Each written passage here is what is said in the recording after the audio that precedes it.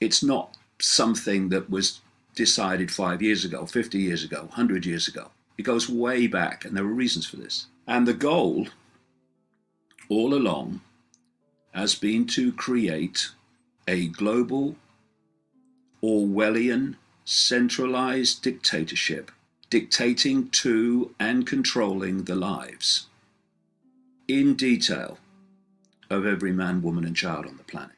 It involves creating wars specifically to transform the target area of the war.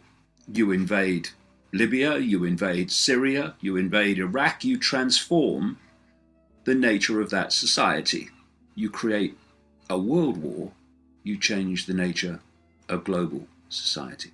And as I've been saying, writing for a long time, the plan of this hidden hand is to create a third world war involving the West against Russia and China, to create such catastrophe that people are then open to the solutions that follow, which are the very world that this hidden hand has been working towards from the start. And the reason the talks take all day and involve something like 2,000 images, illustrations, is because there's so many dots to connect. And they include, this is something I focus on in the talks a great deal in the books, they include the nature of reality itself. Who are we? What is this reality? And more to the point, connecting into the hidden hand, why is that knowledge systematically kept from us by control of mainstream science and mainstream media? It's because we are not who we think we are. That which we give a name, a life history, a family history, a racial history, a cultural history to, is merely an experience which the true I, the infinite I, the eternal I, pure awareness, is experiencing in this reality. A reality which, in terms of that which we think we see, is a tiny, tiny, almost laughable range of frequencies that we call visible light. Everything else beyond that is denied us because we cannot decode the frequencies outside of that one which we call the world. There's a reason, a massive, fundamental reason, why that knowledge is kept from us.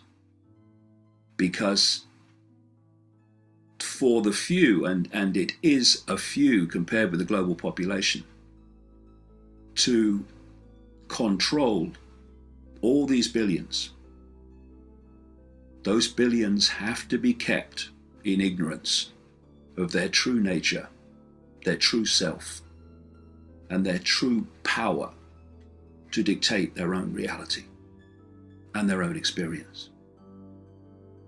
So what I do in the talks is bring all these elements together and show that they all fit into a coherent whole, a coherent story, which explains the world that otherwise seems so random, so bewildering. And obviously, as I go into different countries, I bring in aspects of that country into the presentation. But what is so compelling and so fundamentally significant is that although the detail here and there may change, in all the basic themes, everything in the talk and the presentation applies to every single country, no matter what its history, no matter what its culture, no matter what its background. And like I say, these next few years, including this one, are so vital to heading off what is planned. And what is planned is beyond even the comprehension of most people who haven't looked into this information. It is so fantastic. It is so far from what people in general think is happening and where they think we're heading. It's time for humanity to come together and sort this nonsense out and stop the tiny few controlling, dictating to, making suffer the vast majority. But to do that, first, we need to know what's going on. At the end of these all-day events all around the world, people there will know what's going on. Sean Adel was increasingly neglecting DavidIcke.com to the point where, until I got a new web team in very recently who are doing a fantastic job and turning it around very quickly. But until that point, DavidIcke.com and David Icke Books were heading towards a situation where they were going to cease to exist in the not too distant future. And all the work that I've done, all the effort, all the abuse, all the ridicule of the last 25 years, quarter of a century, was going to, in effect, come to an end.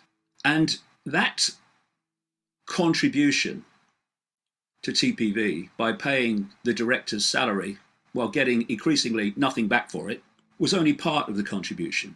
When in the run-up for TPV going on air in November 2013, I asked for monthly donations of £1, £2, £3 to meet running costs.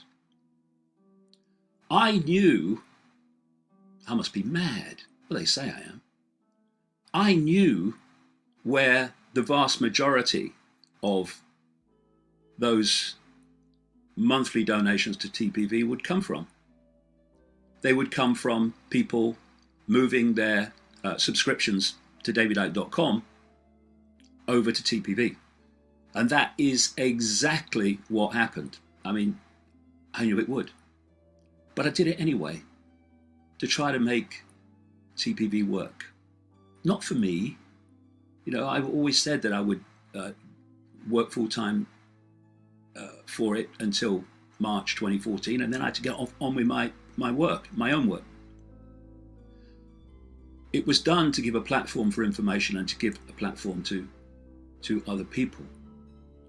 So DavidIcke.com, David Icke Books, provided enormous, the biggest contributions to TPV in Adel's wages and in money that was lost to DavidIcke.com, to the point, because DavidIcke.com has such a massive traffic that the cost of running it is enormous, and therefore the loss of that money was one of the contributing factors to DavidIcke.com facing the end in the face, until we now turned it around very quickly with decent people involved. Then I heard by accident, relatively recently, that Sean Adel was running the TPV website off the DavidIcke.com servers, and thus DavidIcke.com was paying for that as well. And then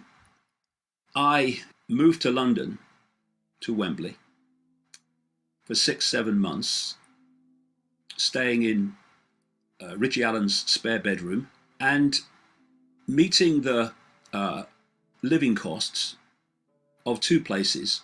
Again, that ran to an enormous figure over the period of time with everything thrown in. Now, put all that together and you are looking at a very, very large sum of money that went from here to the People's Voice.